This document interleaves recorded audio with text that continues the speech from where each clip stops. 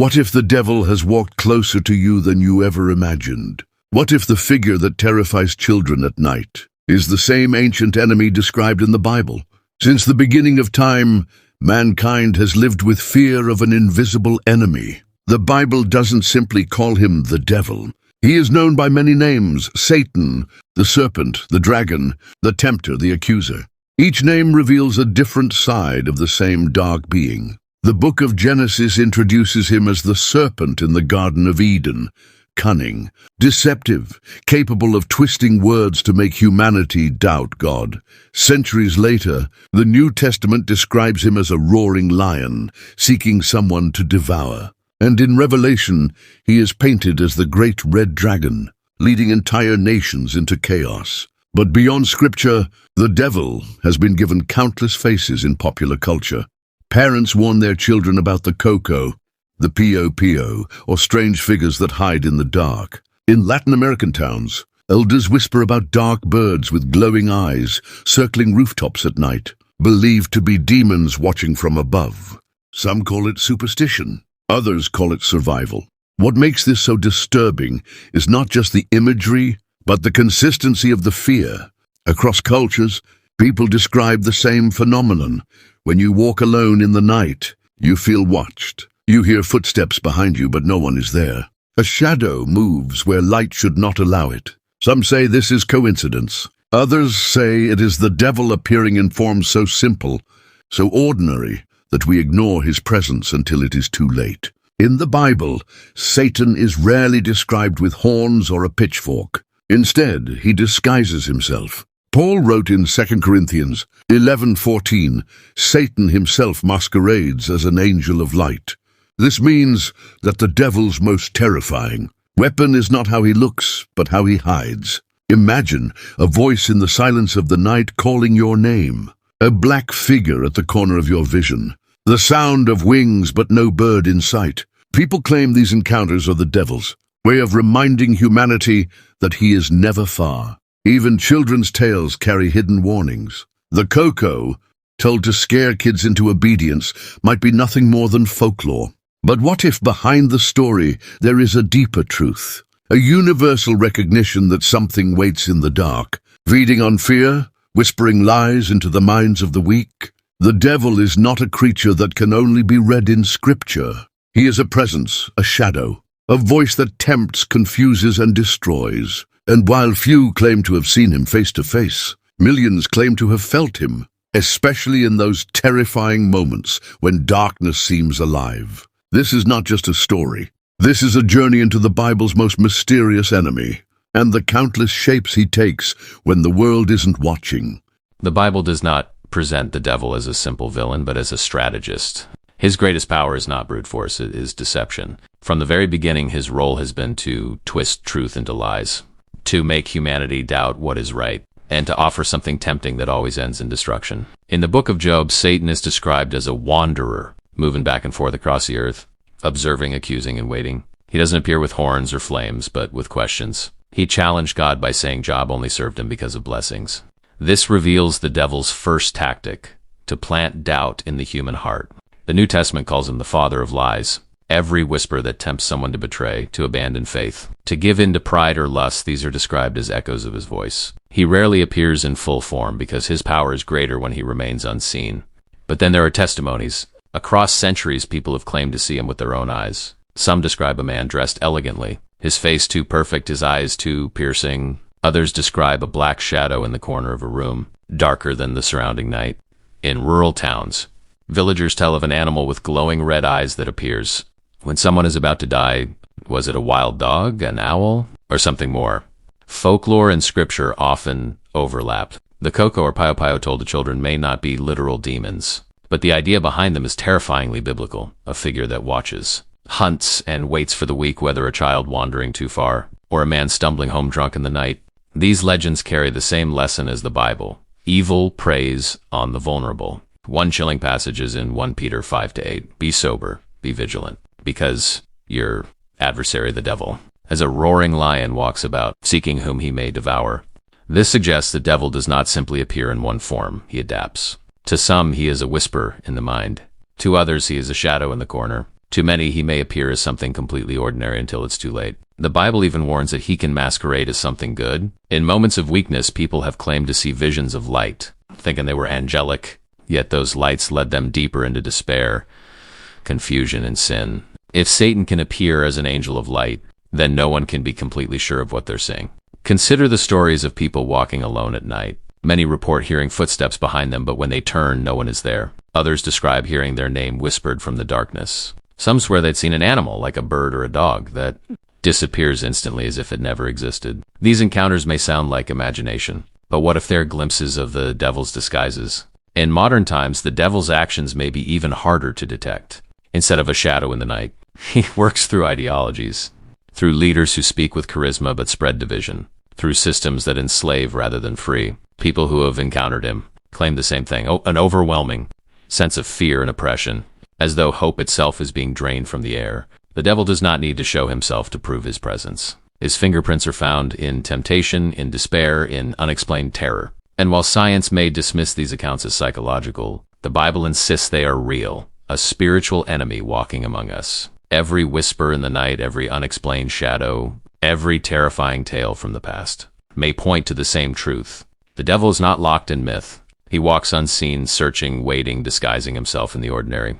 The devil has been more than a biblical figure. He has become part of history itself. Across centuries, entire communities have claimed to experience his presence, leaving behind stories that blur the line between myth and reality. One of the oldest accounts comes from the Middle Ages in villages across Europe. People whispered about the man in black. He was said to appear during the night, offering promises of wealth, knowledge, or power, but always at a price. Witnesses described him as handsome yet unsettling, with eyes that seemed too bright, and a voice that could both charm and terrify. Many believed this was not just folklore, but a direct manifestation of Satan tempting humans in their weakest moments. Centuries later in colonial America, the famous Salem witch trials revealed something even darker. Dozens of people were accused of working with the devil, confessing under torment that they had seen him appear in forms of animals, strangers, or shadows whispering commands. Whether or not the accusations were true, the fear was real. The idea that Satan could walk among people, disguised, corrupting even the most faithful. But it doesn't stop in history. Even today in the United States, people continue to report terrifying encounters. In small towns, families claim to see shadow figures standing at the edge of their beds, tall and faceless, radiating pure malice. In cities, there are stories of political leaders who, under the spotlight, show sudden changes in their expressions, smiles turning into grimaces, eyes flickering unnaturally, voices breaking into tones that don't sound human.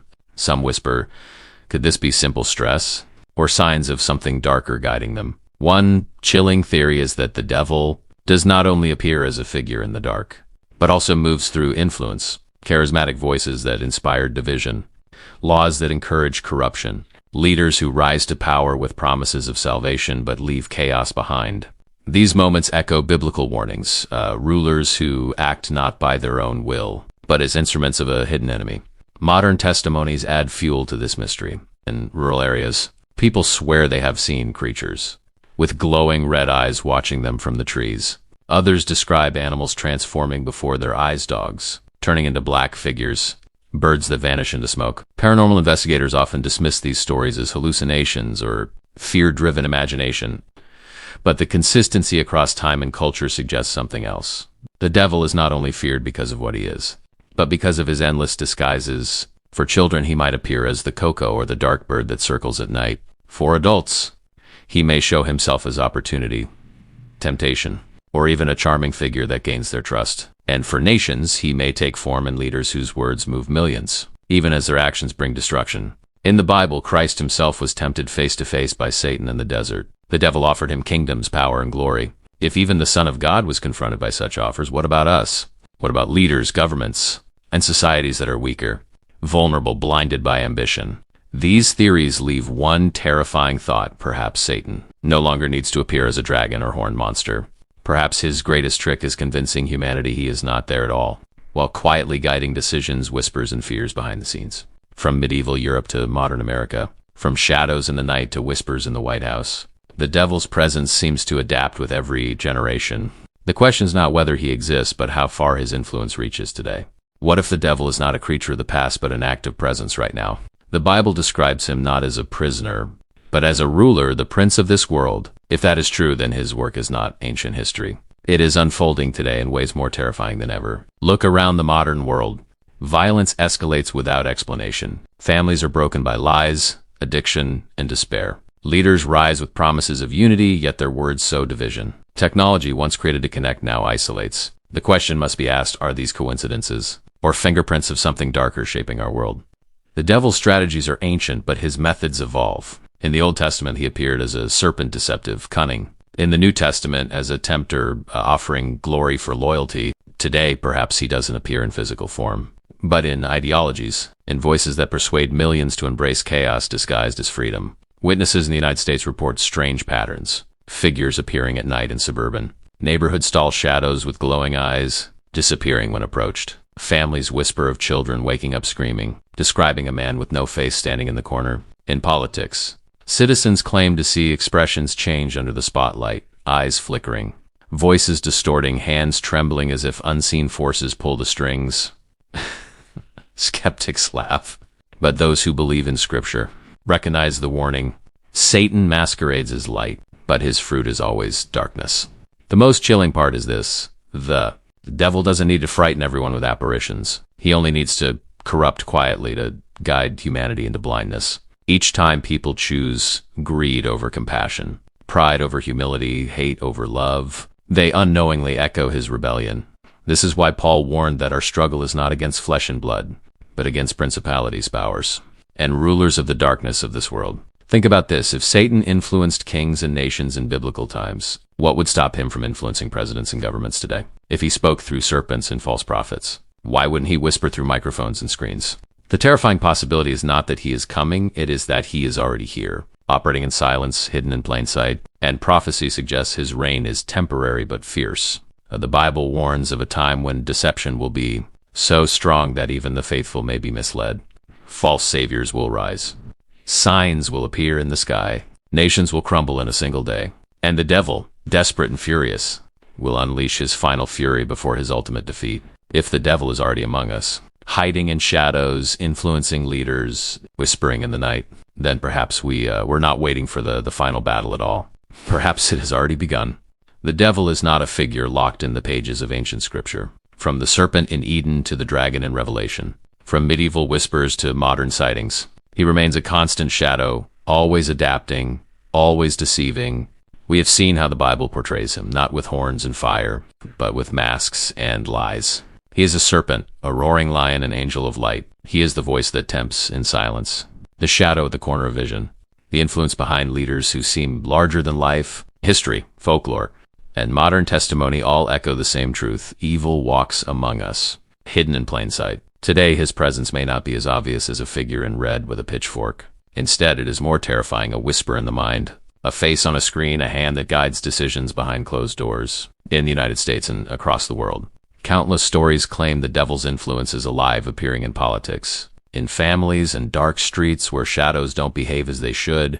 The Bible warns that his time is short and his fury great, which means every sign we see, a vision, deception, corruption could be more than human weakness. It could be evidence of a spiritual war unfolding right before our eyes. So now I ask you, do you believe the devil is just a story from the past? Or is he already walking among us disguised as light, waiting for the moment to strike? Share your thoughts in the comments. Your voice might reveal more than you think.